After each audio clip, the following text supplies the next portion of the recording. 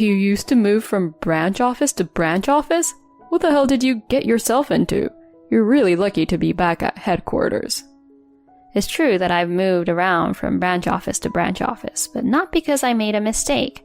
I know I'm a little peculiar myself, but this was a necessity. In the General Affairs Department at the head office where I'm being taken care of, Orville, who identified himself as the general manager, smiled wickedly. He introduces me to the manager and other employees in a very rude manner. Orville doesn't notice anything. He didn't notice that all the other employees had gone pale. I'm Curtis, a 34-year-old office worker. I've been with my current company since I graduated from college, but for some reason I had to move from one branch office to another for 5 years. I had originally been working at the head office. I was surprised when I was first asked about the transfer and was quite concerned when I heard the length of time and the reasons for it, but I was still determined to make it work. I'm now able to say that the hard work I have done over the past 5 years has been worth it. I am convinced that I have grown as a person and as a member of society. Looking back, there were many different people at each branch office, and they all had different ways of doing business. I almost lost my mind many times when I had troubles, but now I can look back on them fondly. I'll be able to see you anytime soon. I'm really happy. Well then, you should get warm and go to bed. Good night, Sherry. I hung up my phone with my girlfriend and took a small breath. I looked up at the calendar and saw that tomorrow's date was circled in red. Tomorrow I would finally be able to return to work at the head office. The department I will be working in is the General Affairs Department. I am being taken care of at several branch offices, so I have experienced various jobs from sales to desk work. I think the work in the General Affairs Department is the best fit for me. My boss at the last branch office I worked for said to me, "You are a behind-the-scenes type of person. I think you are a good fit for the General Affairs Department." He was very impressed with me. Incidentally, the girlfriend I was calling earlier and I met when I was working at the head office and have been in a long-distance relationship until now. I'm glad to be back at the head office. But I'm probably most happy to be able to see her whenever I want. I've got to tighten my grip. I lightly slapped my shoulders with both hands. It was the morning I went to work at the head office for the first time in a while. It happened as soon as I arrived at the head office and went to the General Affairs Department where I would be taken care of. A man in his late 50s approached me as soon as he saw me. "Is this the new guy who is joining us today?" "Yes, my name is Curtis." "I'm looking forward to working with you from today." I shook hands with him, and the man smiled with satisfaction. "I'm Orville, the manager of the department. I've heard a lot about you." The way he said that implied something that made me think. "What?" I looked up at him. The manager scoffed at me as if he was making fun of me, and his mouth twisted in a nasty way. "I heard that you used to move from branch office to branch office. You were probably sent around because of something you did. You're really lucky to be back at the head office." I was taken aback by his sudden comment. The manager, perhaps seeing that, lightly tapped me on the shoulder. "You've worked hard for 5 years, huh? But alas, it seems the hardships will continue." I was at a loss as to what he was trying to say. It was true that I had been moving from one branch office to another. It was not for the reason that the general manager imagined. I myself know that it is a little peculiar, but this was all necessary. "I'm not at all sure if you're a competent person. Seems like HR sent me a troublesome guy. I'm going to train you hard, so be prepared."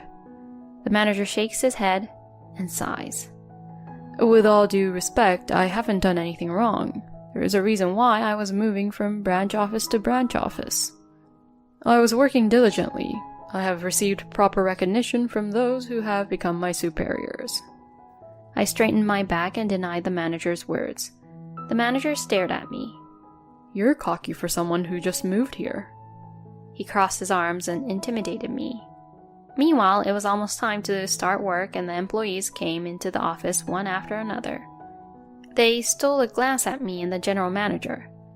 I could faintly hear them saying things like, "Isn't that him? I heard a rumor that he's going to be transferred here." The manager saw that the chief had also entered the office and spoke up. "Chief, everyone, this is the kind of incompetent who's been hanging around the branch office for the past 5 years.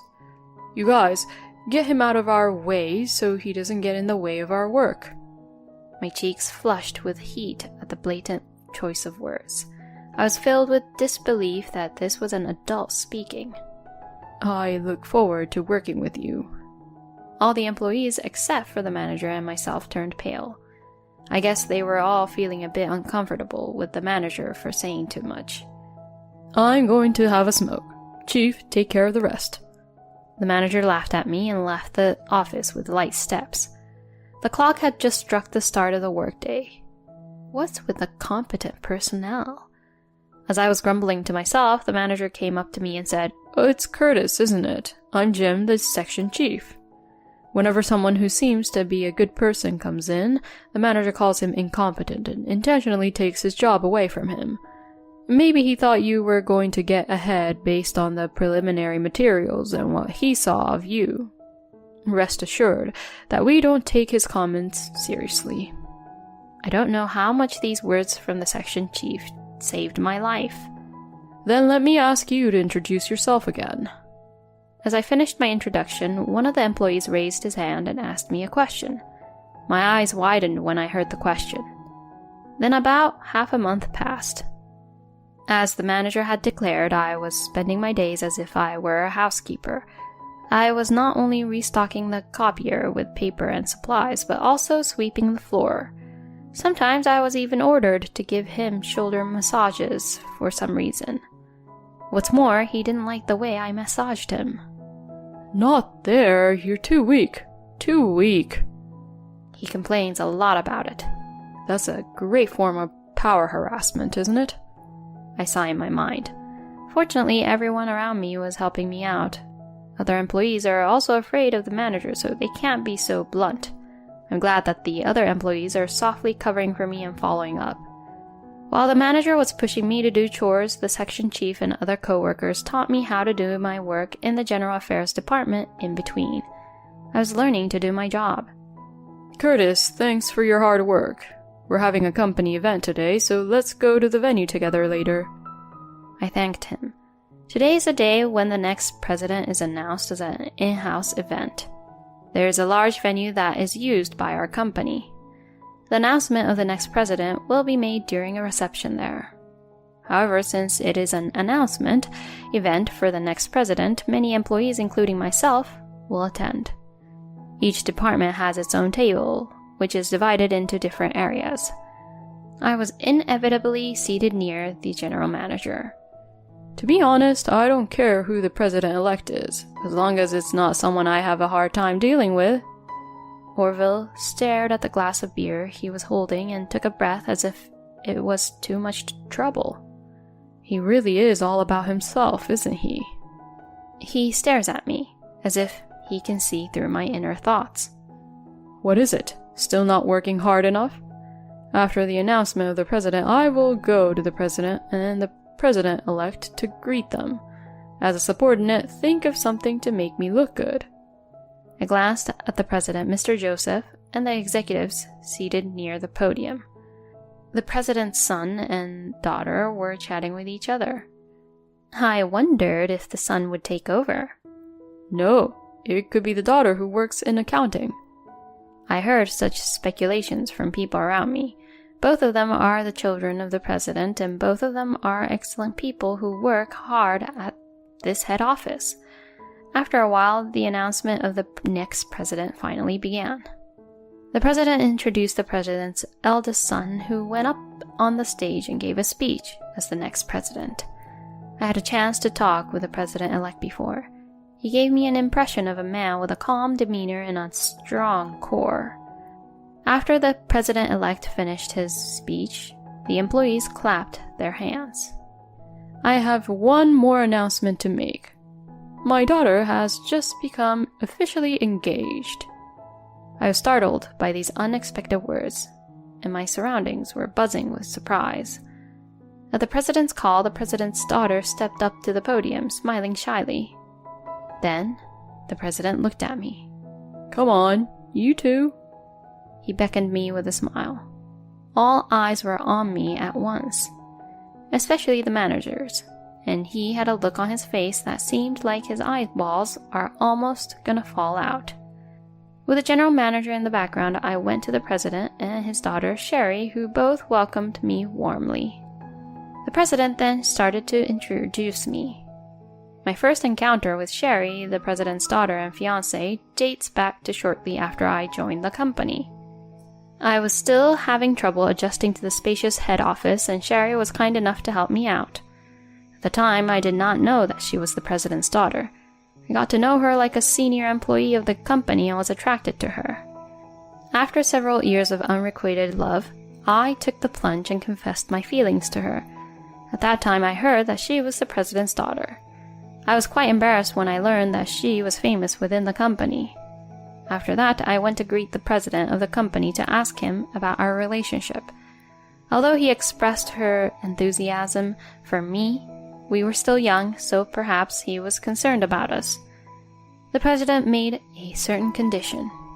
"I want you to go to the branch offices for at least 5 years for training. If you marry Sherry, you will become the boss's relative. So ignorance about the company is not acceptable. I want you to deepen your understanding of the company and hone your skills as a member." Sherry was worried that it was too heavy a burden, but the moment I saw her anxious face, I said, "Please, let me do it." When the president's explanation and our greetings were over, the sound of applause spread throughout the hall again. When I got off the stage, Orville was waiting for me. Unlike usual, he had a very smug expression on his face, which made me feel a little creeped out. "Curtis, can I have a word?" He pulled me toward the corner while looking at Sherry, who was with me. The manager wiped his seat with his handkerchief and asked me impatiently, "Why didn't you tell me that you were the fiancé of the president's daughter?" I almost laughed for a moment at the way he was talking to me. When he found out that I was a member of the president's family, he became afraid that I would tell on him for what he had done. When I remained silent, he continued to speak. "Well, you're at fault too, so why didn't you say so on your first day at work?" The manager tried to look cheerful, but his voice was shaky and slightly hoarse.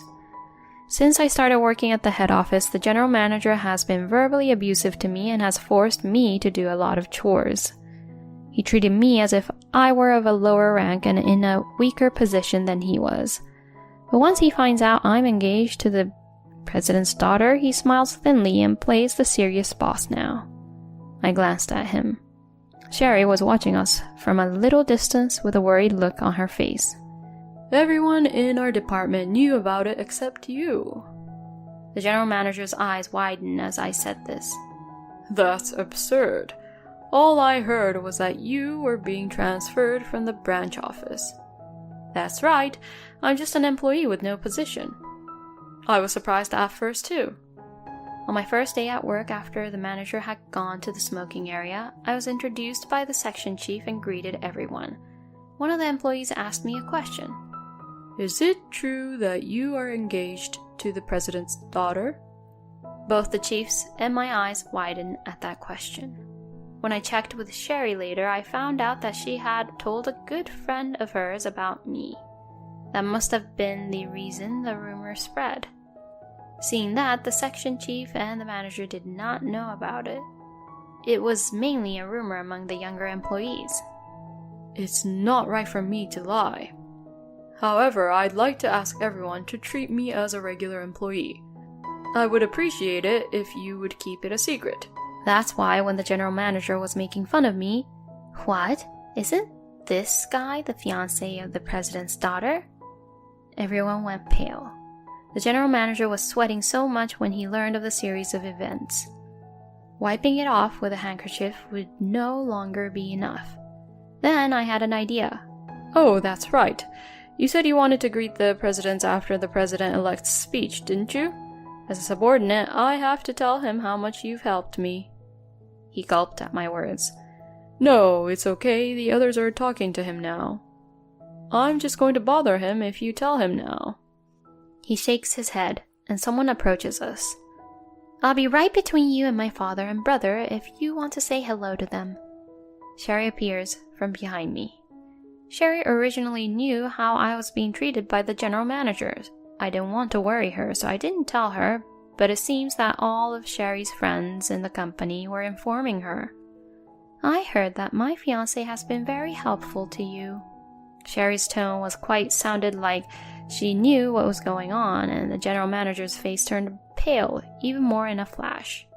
He seemed to sense the aura of anger oozing from Sherry's smile. When the general manager was taken to the president and president-elect, the general manager is finally in a half-crying state. The president and the president-elect had heard a lot of things from Sherry beforehand. They looked at him coldly. They were giving the general manager the cold shoulder, pretending to be unaware. "He was always giving me a lot of chores to do, restocking supplies, cleaning rooms, and even giving him massages. The section chief and all my colleagues teach me how to do general affairs work. But the general manager scolds them all for wasting their time teaching an incompetent person like me." I smiled and explained my usual work style and the verbal abuse I received. Both the president and the president-elect sighed loudly. Sherry's smile faded and she was shaking with anger. "Curtis is modest about the fact that he is only my daughter's fiancé and has no authority over her. But I think he will be a better man than you, Orville. Of course, it all depends on how hard he works. I was actually thinking of a position at the same time as he was working at the head office. But Curtis said he didn't want to do it because he wasn't good enough yet. I don't know what you don't like about him, but it's outrageous to take his job, force him to do chores, and then force him to work hard for everyone around him." The eyes of the people around us, who had been chatting with each other, were soon focused on us. The section chief and other employees who had been so kind to me were smiling faintly. It seems that the general manager had been causing problems even before I was assigned to him. They must have had their own piled-up feelings. The general manager slumps on the spot. "I am so sorry." He apologized to me in a voice like a mosquito. I whispered to the manager, who was kneeling down. "By the way, I have evidence of all the unreasonable things you have said and done. He said he's a good man, but all he does is talk, and he doesn't do any work at all. That kind of thing is called stealing wages. This is a good opportunity for me to report everything to you, including his usual work attitude." As soon as I finish my words, the general manager lets out a groan. I cannot see his face clearly, but he is probably crying. I was surprised by the announcement of my engagement, following the announcement of the next president, but I was relieved to be able to give the general manager a big payback. I'm sure that tomorrow I will be able to do my regular work instead of chores. Later, Orville was demoted to a rank of regular employee and transferred for neglect of duty and power harassment. He was told that he would be sent to various branch offices for a few years, just like me. "I'm going to quit this company," he said, and submitted his resignation. However, his wife was furious with Orville for resigning without notice. They got into a big fight over divorce. In the end, she asked him to withdraw his resignation notice. Of course, the president of the company would not accept it and rejected it immediately. As for me, I am living a happy life with my fiancée, Sherry. I'm getting along well with my former section chief, who had been promoted to general manager, and my co-workers, and it's smooth sailing. I will try not to be arrogant because I am a member of the president's family, and I will try to keep a humble heart.